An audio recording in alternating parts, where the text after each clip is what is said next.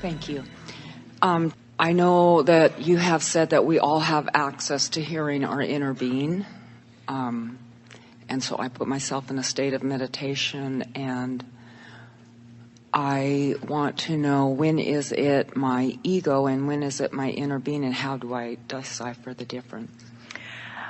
We love coming across an analogy that serves us so well, like the vortex, because we can then apply so many different things like this to it in a meaningful way. When you are really tuned into the vortex, which means when you have released resistance, and that's really the point of meditation. Meditation is a wonderful tool to release resistance, because when you focus upon something like the dripping of a faucet or your own breathing, something that does not require much attention but will hold your attention, so that you're distracted from problems or worries or things going wrong. As you're distracted from things that hold you in resistance to your alignment, then when there's no resistance, you go right into alignment. And so meditation is a tool to get you into the vortex.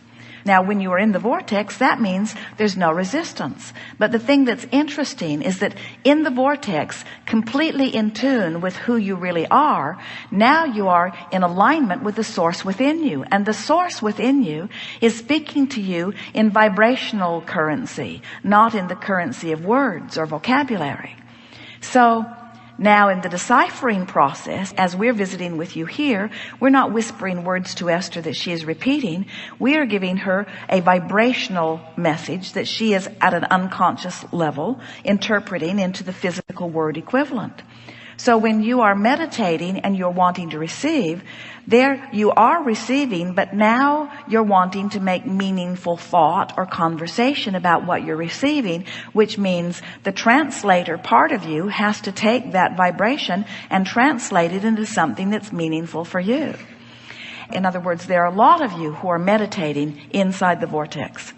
Stay with us for a second. So you get in there, and you breathe yourself into that feeling of detachment. You know what we're talking about? Mm-hmm. That feeling of detachment where you even feel sometimes movement or motion.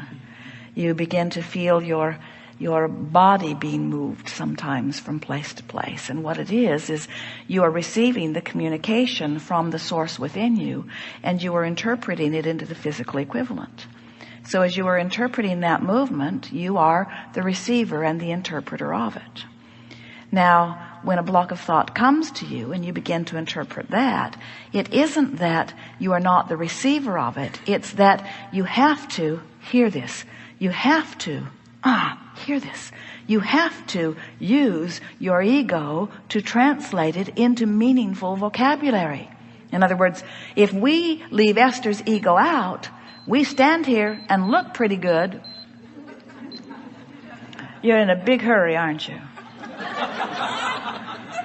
We stand here and be what we are, but no communication would take place. In other words, there is a blending. We want you to blend with who you are and then use the part of you that is blended. Don't try to leave that part of you out. People are misunderstanding ego. There is so much bunk that is being offered about ego. Here you are source energy. You've come into this physical experience to explore with your ego, to look for what you want and choose with your ego, and to use the power of your focused, egotistical mind into alignment with the source that is you. There is no greater ego than the ego of source, who is all-knowing and all-powerful and all-goodness, you see. Don't try to separate yourself from the physical, tactile, speaking, thinking, directing, conscious being that you are. Good time for a segment of lunch.